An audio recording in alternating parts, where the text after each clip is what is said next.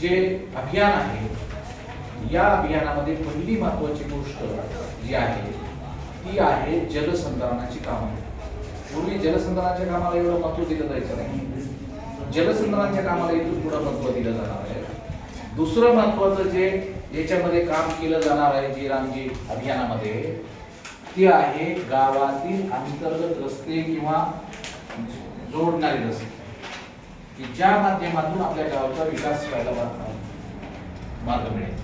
तिसरी महत्वाची गोष्ट याच्यामध्ये जे केलेली आहे की जे बेरोजगार आहेत गावात, त्यांना रोजगार मिळवण्यासाठी आता दुकानं लागतात, शॉप लागतात, किंवा त्याला काहीतरी जागा लागेल कुठेतरी, जसं ग्रामपंचायत गाळे काढायचं, तशा प्रकारचं त्यांना रोजगार करण्यासाठी जे काही इन्फ्रास्ट्रक्चर लागतंय ते करण्यासाठी रोजगार देण्याचं काम याच्यामध्ये आहे. आणि चौथं जी बाब महत्वाची आहे की आपल्याकडे दुष्काळ पडतो किंवा पाऊस जास्त होतो, पूर येतो, अशा नैसर्गिक आपत्तीच्या वेळेस पण जी काही कामं येतील ती कामं ह्या रोजगार हमीमध्ये जी काही जी रामजी या अभियानामध्ये केली जाणार आहे.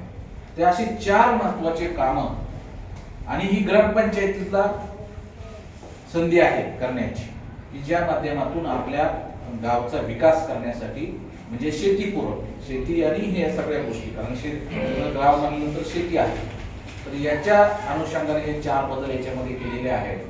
आणि पूर्वीच्या योजनेपेक्षा अजून प्रभावी योजना ही बनवलेली आहे.